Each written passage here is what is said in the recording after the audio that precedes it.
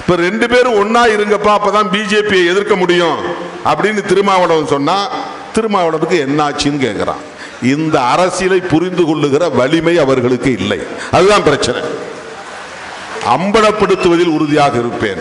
நான் எங்கே சுற்றி வந்தாலும் தமிழ்நாட்டுக்குள் பிஜேபி வலிமை பெற்றுவிடக் கூடாது, RSS காலுண்டு விடக்கூடாது. அதுதான் என்னுடைய கவலை. திமுக கூட்டணி தோற்று போனது என்பது ஒரு கவலை. அதைவிட நம் கண் முன்னாலேயே அதிமுகவை இப்படி சிதறடிக்கிறார்களே என்ற கவலை. திமுக மறுபடியும் ஆட்சிக்கு வரும் சூழல் தமிழ்நாட்டில் இருக்கிறதா என்ற கவலை. இந்த கவலையில் உனக்கு ஏன் அப்படின்னு கேட்கலாம். கரெக்டு தான் கேள்வி.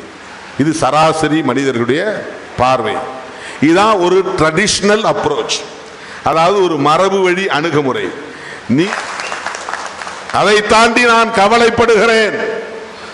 திராவிட அரசியலுக்கு முற்றுப்புள்ளி வைக்க வேண்டும் என்று பெரியார் காலத்தில் இருந்து தொடர்ச்சியான முயற்சிகள். ஏன் திமுக ஒழியணும் அப்படின்னு நினைக்கிறாங்கன்னா, அது வெறும் கலைஞர் குடும்பத்தை ஒழிக்கணுங்கிற அரசியல் கிடையாது. அது சிலருடைய நோக்கமா இருக்கலாம். நான் திமுக கூட்டணியில் இருக்கும் போதே அப்போல்லா மருத்துவமனைக்கு நான் போனேன். நான் வந்தேன். அதுக்கு பிறகுதான் ஒவ்வொரு தலைவராக போனாங்க.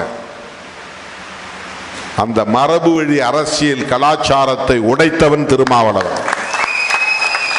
இப்ப ஏன் அவங்க ஒன்னா சேர, கூட்டணிக்கா சேர சொல்றோம், எலெக்ஷனுக்கா சேர சொல்றோம். அதை நீங்க எப்படி சண்டை போடணும், சண்டை போட்டுங்க, பிரச்சனை பண்ணுவோம் பண்ணீங்க.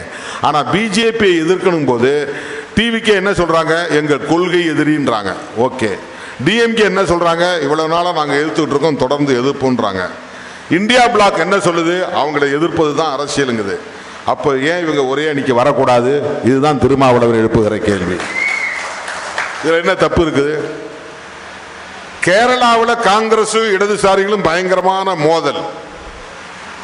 பினராயி விஜயன் RSS காரனே பேசுறாரு. ராகுல் காந்தி அங்க இந்தியா பிளாக்ல கூட்டணியில மார்க்சிஸ்டும் உட்காருது, காங்கிரசும் உட்காருது.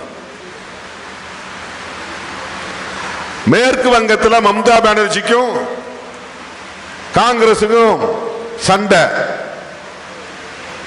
ஆனா இந்தியா பிளாக்ல 2 பேரும் வந்து ஒன்னா உட்கார்றாங்க. தமிழ்நாட்டில் அப்படி ஒரு அரசியல் நடக்கக்கூடாதா? இதை திருமாவளவன் சொன்னா உங்களால் அதை புரிந்து கொள்ள முடியாதா? உங்க கட்சியிலிருந்து ஆளை தூக்குறாங்களே. இப்ப கூட நான் ரெடியா இருக்கிறேன். எவ்வளவு பேர் வேணும் நானே அனுப்பி வைக்கிறேன். எங்க பாசறையில் உங்களுக்கு தேவையான அளவுக்கு படைத்தளபதிகள் உருவாகி இருக்கிறார்கள் என்றால் அது எனக்கு மகிழ்ச்சி தானே.